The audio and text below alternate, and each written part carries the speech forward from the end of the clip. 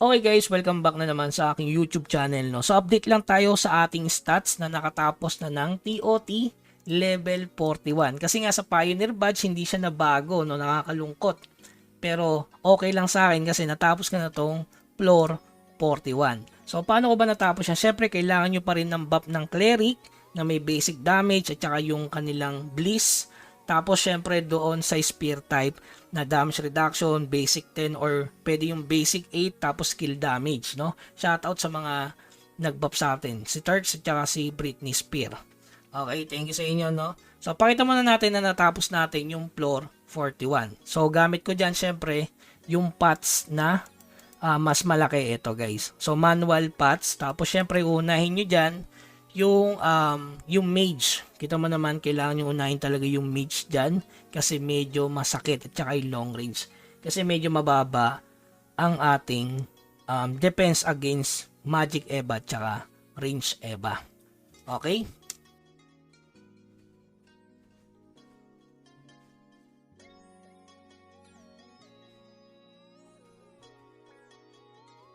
Nagbimis ako ngayon. Bakit kanina? Tumatama-tama ka.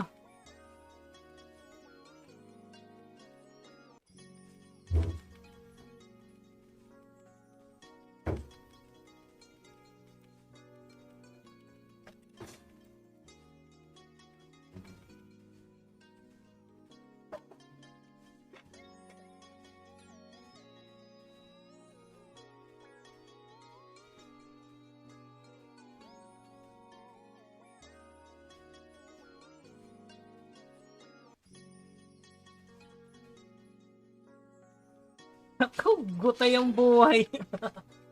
Ang sakit. Shit. Tumitigil pa yung karakter ko.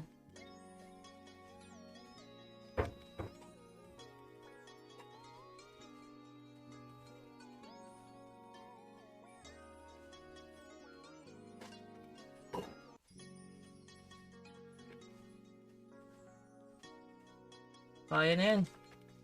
Kailangan matapos ko within clutch.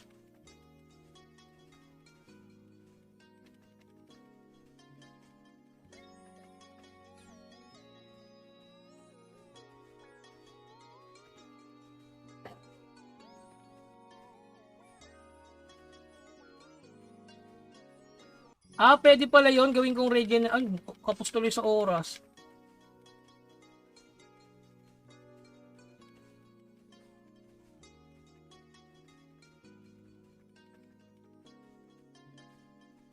Patay lang dalawa.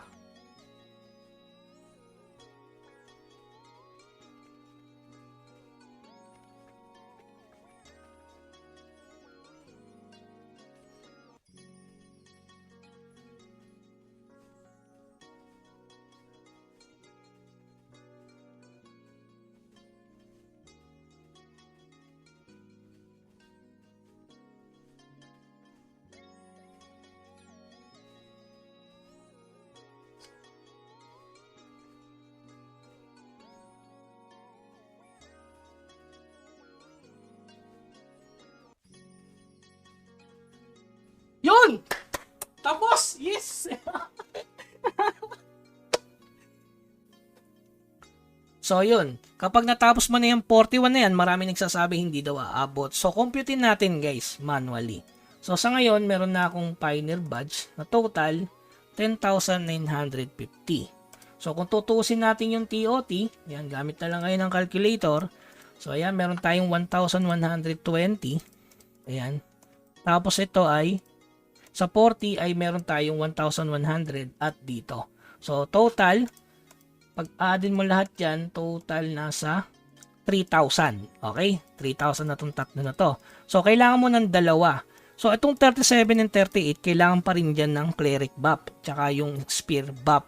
Pero kung hindi ka mga abala, pwede mo naman tapusin yung 36 and 35. Pwede yan mga boss. So, add na lang natin. 720 at 700. So, bali 3,000 plus ilan yan? 720. 1,420, no? So, plus 1,420. So, ibig sabihin, meron tayong 4,420 Pioneer Badge per week. So, ilan ba yung weeks? Hanggang March 25. So, bilang tayo guys para sigurado. March 25. So, merong 24. So, isang linggo. Ngayon, dalawa sa 24. Tatlo sa 3. Sa 10, 4. Sa 17, 5. Sa 24 is 6. So, bali 6 weeks. So, 6 times 4,420 is equivalent to 26,520. So, kung titingnan nyo, pasok na pasok siya sa 36K. So, plus 10,950. Kaya ganun kahalaga talaga pag natapos mo yung 41 na TOT kasi mas malaki yung bigay na dito. 1,120 guys. So, sureball na yung epic natin sa March 24. So, ano ba unahin ko? Siyempre, boots. Kasi kung mapapansin nyo, yung sa 41, hirap ako sa defense. Walang problema sa damage abot-abot Pero ang problema talaga dito sa 41 is defense. Dito naman kasi sa 37 and 38, talagang kailangan mo dyan ng damage deal. So, pwede yung kung wala kang legend katulad ko, kaya naman, papakita ko yung overall stats natin. Pero kung meron ka ng legend, kaya mo na yan. Sobrang kayang-kaya na talaga. Or kung kuha ka ng extermination na skill kung twin sword ka. So, mas maraming active skill na CD build, mas okay.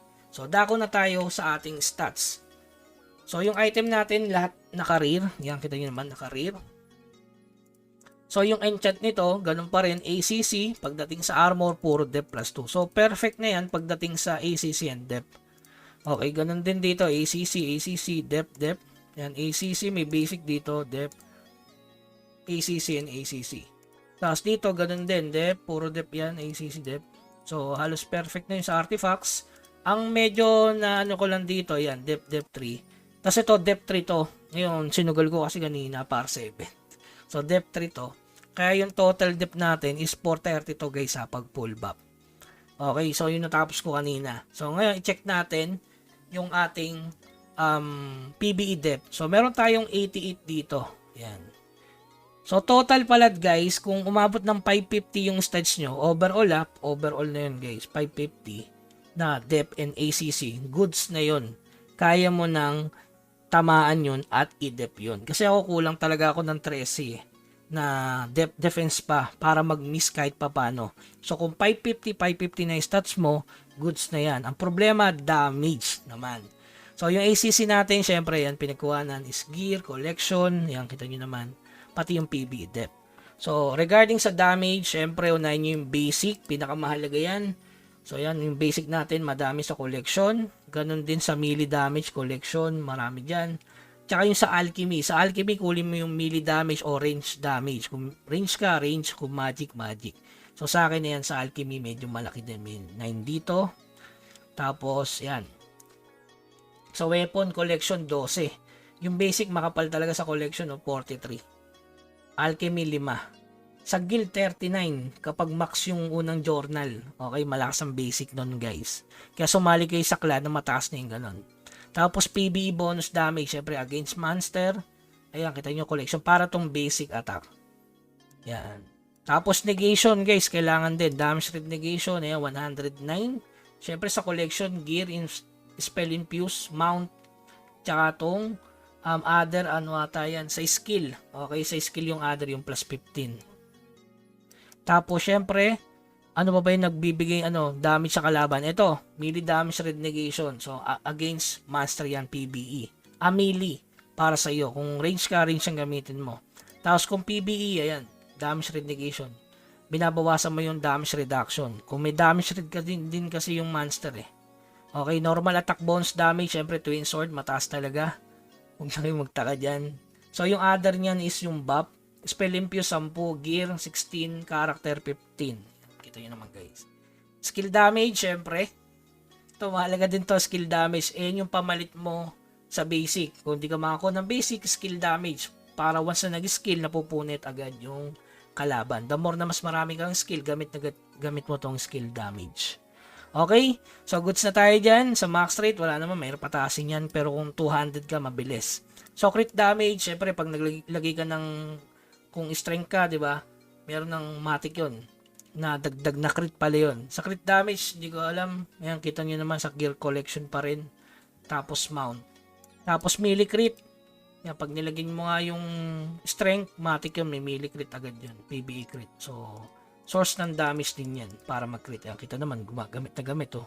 Double damage na may crit pa, no? Pero, mas specialist natin ang, dual. Kasi twin sword tayo, may buff. Kaya makikita mo, dual natin is 106, melee dual damage 15, PB dual is 24. So, overall, meron tayo 145. Tama. 145 dual damage. Tapos, yan. Yung MP regen, okay lang naman yan. Hindi kailangan yan sa TOT. Importante yung TOT, di ba? So, yan. Damage rate natin, 290. Plus, add nyo to, 32. Kasi, itong melee range magic is equivalent to damage rate. So, plus 32. Meron tayong 322. Plus 158 against monster, guys. So, 300, halos 470, halos 500 na rin. Kasi may skill damage ako dito, tapos normal attack bonus damage red.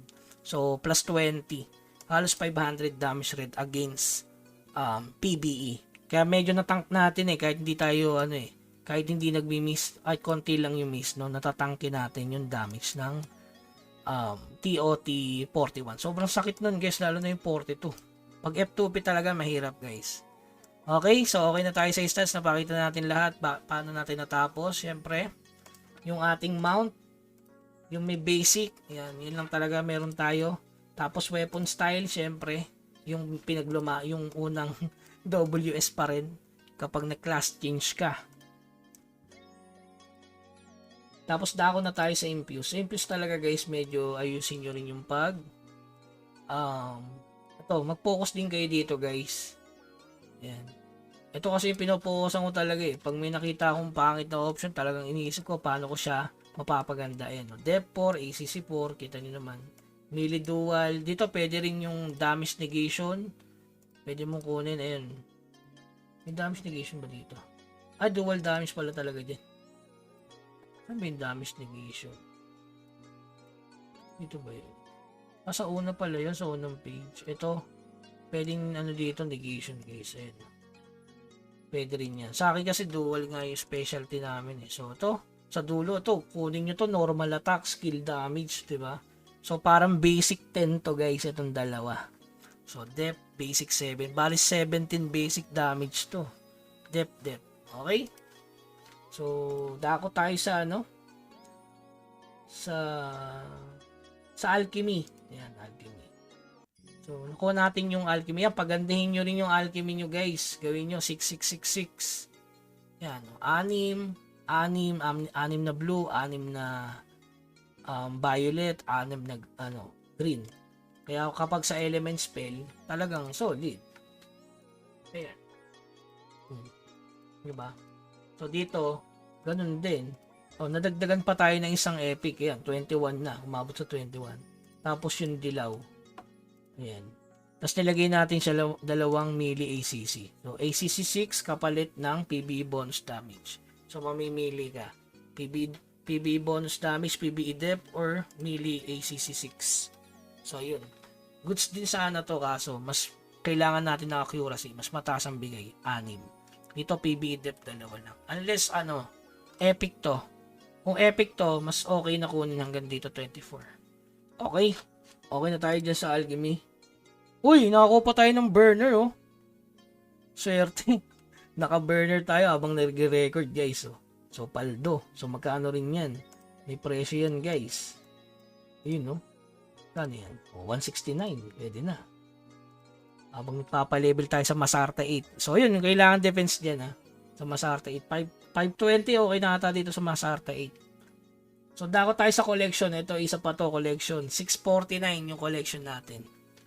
So, focus sa ACC depth. Lahat ng klaseng melee crit, kunin mo. Yang crit, kunin mo yan. Skill damage 3, kunin mo lahat yan. Lahat ng uri ng damage against monster, kunin mo. PBE depth, PBE ACC, pantay, Diba? Pantayan lang. Tapos yung ibang yung PVP, kahit hindi mo na to, guys. Well, no choice, Nagpapataas tayo ng GR kasi nga, top 300 na yung kailangan sa World Dungeon. Okay.